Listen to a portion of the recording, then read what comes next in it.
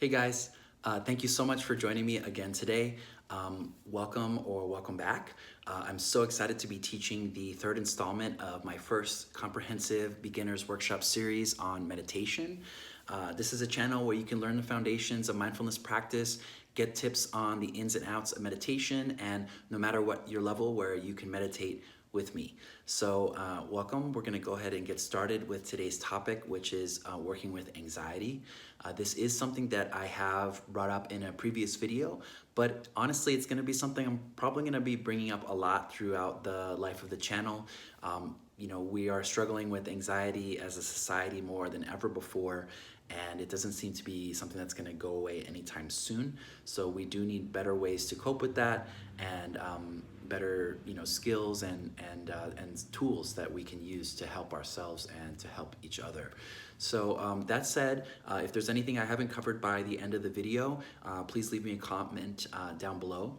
You're also free to message me on Instagram. And please, if there's anything you got out of the video, please go ahead and share it with your friends, give it a like, and please subscribe, as I am working to get to 1,000 subscribers in the first 6 months of this channel. And I'm sure that with your help, we can go ahead and do that. So without further ado, we're gonna go ahead and dive into this topic of meditation and anxiety. And actually, this video today is gonna focus more on what we can do before we actually sit down to meditate. Anxiety is a very comprehensive issue, and actually I found that when I was trying to make a video about it before, it got really long. So I'm breaking it down into things that we can do off the cushion, as we say, and things that we can do on the cushion, which is while we're actually during our meditation session. So the first thing that I really want to encourage you to do, and this is something that's borrowed from cognitive behavioral therapy, is that we can learn how to start questioning our thoughts. And what does that mean? That means that oftentimes when we have thinking, and especially negative thinking, that there's this kind of assumption that our thoughts are true and that our thoughts express something about reality, and I would say, especially in the case of anxiety, about something real about ourselves. And the technique that we can employ with this thought questioning, or as they say, thought disputation, is that we can, when we hear these voices, and a lot of times our cue about these voices or these scripts in our mind is that they're so familiar. It's like we've heard it a million times. It's always kind of the same loop of thoughts, and often very negative, and that sort of thing. So when we start to hear it, that we can sort of stop ourselves and say, wait a second. First of all, I've heard this before, and second of all, is this stuff really true?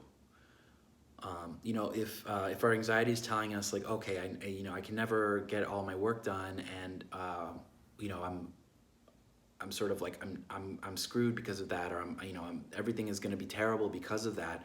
Maybe we can look at our past history and say, well, I'm still here now, or I've been at that job for so long, and I've always had these projects, and I feel this way every time. So maybe that's not true. I mean, I'm not saying it's comfortable to have a deadline or to have a ton of work, or that sort of thing, but that this is sort of what I'm getting at, is that there's these little ways that we can say, wait a second, hold on, like, is that really real?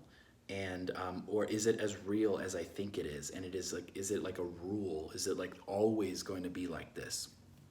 And I think pretty much all the time we can find some little holes in those theories about what's right and what's true. And it might not seem like a lot, but a lot of where our anxiety feeds off of is these unquestioned realities, and these places where it can kind of run around and do its craziness, and no one ever gets in its way and is like, hey, hold on, wait a second, that's not correct.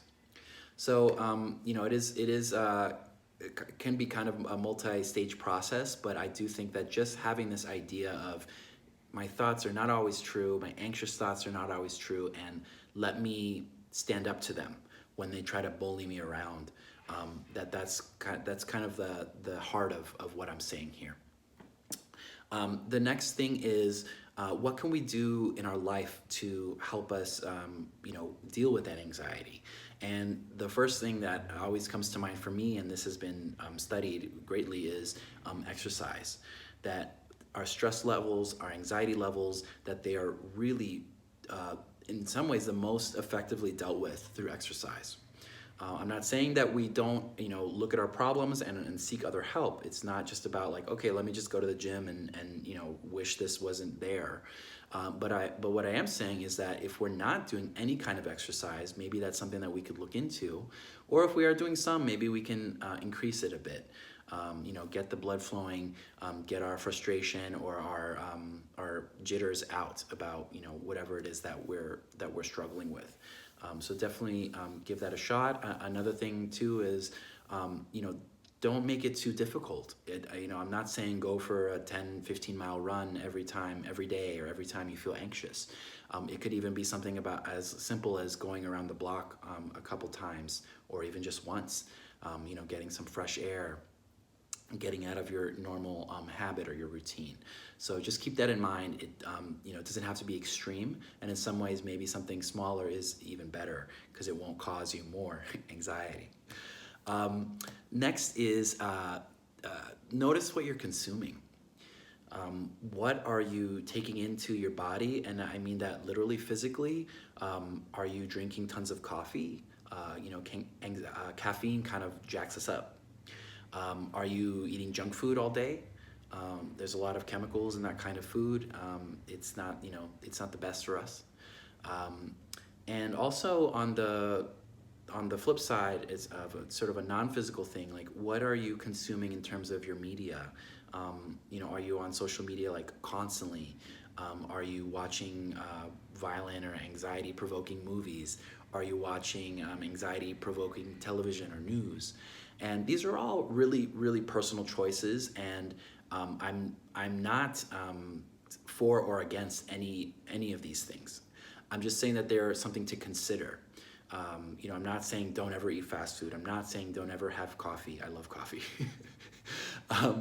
I'm not saying don't ever watch the news or scary movies or something. But I'm just saying consider it. It's something that you might want to think about when you're looking, especially if you have, feel like you really have a problem with anxiety. And then the last thing is kind of the opposite of that. What are the things that you can do that make you feel great? What are the things that you do that ground you and that make you feel the opposite of anxious? Some things that come to mind for me, and again, a lot of these things have research behind them and they're verified. But I love aromatherapy. I love lavender oil. I love drinking tea. And I think most of all, I love talking to a good friend. And, other things we can do is we can meditate. We can get a massage. We can take for a walk in nature. Those are just some of the things that I love and that come to mind for me. But for you, maybe they're different, and they probably will be. But there are some commonalities. But the point is, what are some tools that you can do instead of just sort of frying in your anxiety? And how can we kind of be proactive? And instead of just going around in that loop that we know, we've all been there, we've all done that. How do we break out of that and say, no, I'm going to make a different choice. Usually I just sit at my computer and I freak out about all, my emails or, whatever it might be. But I'm gonna take a 5-minute walk. And these things, especially when we kind of break that habit, is extremely useful, and it can be very effective in combating our anxiety. So that said, that's it. That's all I got for the kind of talk portion today. And as we do in every video, we're going to go ahead and just transition to a short meditation now. Then this is just a way that you can be reminded of practice and kind of integrate what we learned today with a more of a grounded and open mind state. So go ahead and take your seat if you haven't already done so. Just taking a moment to take in your body, to feel the sensations sitting down in your stable position or in a chair. Allowing yourself to feel your back, the stability of your upright back.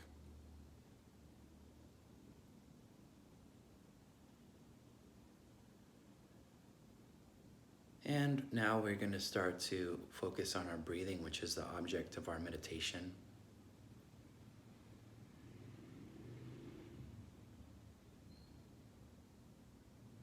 Breathing in and breathing out.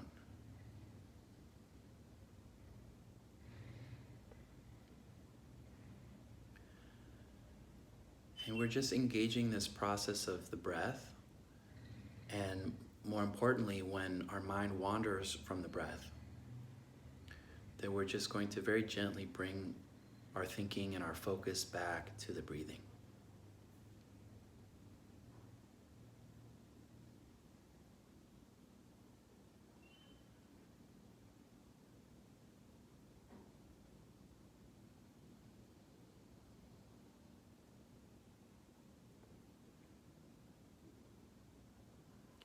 And it is this process that is actually the practice of meditation, that when we find our mind racing or that it engaged in our thoughts, that we're just bringing it back just very gently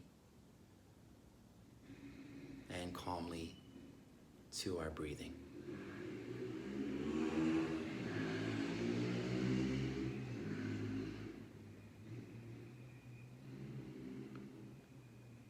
And there's nothing wrong with our thoughts, with having a lot of thoughts. That's fine. As I said, we're just, as we notice our that we've attached to our thinking, just coming back, breathing in and breathing out.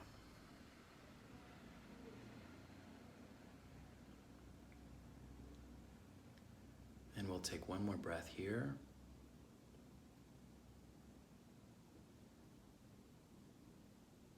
And out.